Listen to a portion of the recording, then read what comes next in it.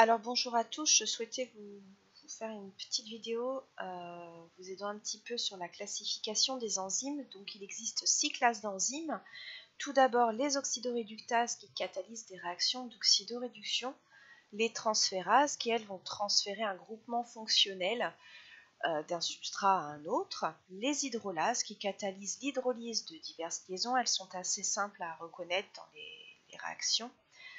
Dans les voies métaboliques, les liases qui, elles, catalysent un déplacement d'un groupement à partir d'un substrat avec formation sur celui-ci d'une double liaison, les isomérases qui, elles, catalysent des réactions d'isomérisation au sein d'une même molécule, et enfin les ligases qui, elles, catalysent des réactions de formation de liaisons covalentes entre deux molécules avec utilisation ici d'une molécule à haut potentiel énergétique ou à haut potentiel d'hydrolyse, dont l'hydrolyse va permettre d'apporter beaucoup d'énergie. En général, c'est l'ATP.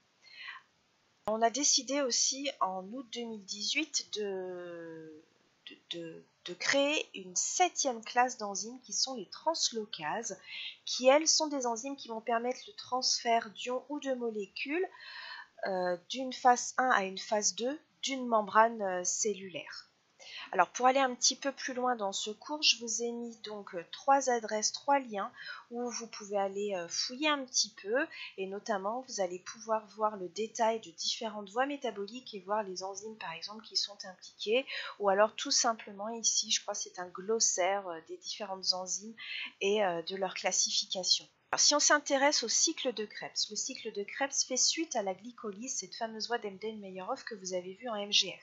À la fin de cette voie, il y a du pyruvate qui va ensuite être transformé en acétylcoenzymat, qui va intégrer le cycle de Krebs. Alors cette entrée va se faire ici grâce à la citrate synthase qui va permettre de passer de l'oxaloacétate au citrate.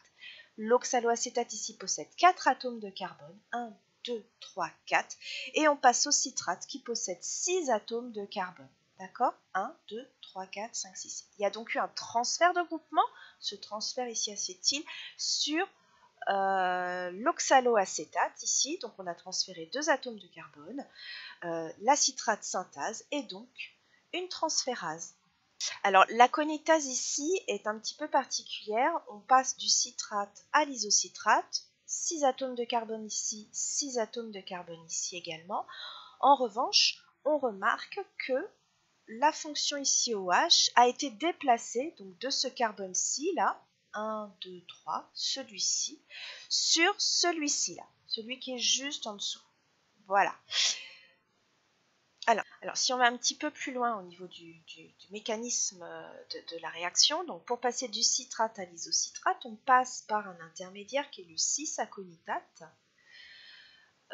On enlève à cette molécule en gros une molécule d'eau qui se retrouve ici et on forme le 6-aconitate avec formation ici d'une double liaison. Puis on réintroduit une molécule d'eau à ce niveau-là. Donc un H ici, un OH ici. On a donc déplacement de cette fonction hydroxyle ici, de ce carbone là, le 3, sur le carbone suivant, ici. C'est donc une liase et il y a eu également formation en cours de route d'une double liaison. Alors on passe après à l'isocitrate déshydrogénase. Alors cette isocitrate déshydrogénase ici fait intervenir le NAD+, qui est donc un coenzyme oxydé qui va être réduit en NADH+, et il va également y avoir élimination d'un CO2. Donc on va passer d'une molécule à 6 atomes de carbone à une molécule contenant 5 atomes de carbone qui est l'alpha-cétoglutarate. Cette enzyme-ci est donc une oxydoréductase. Il y a donc eu une réaction d'oxydoréduction. C'est donc la classe 1.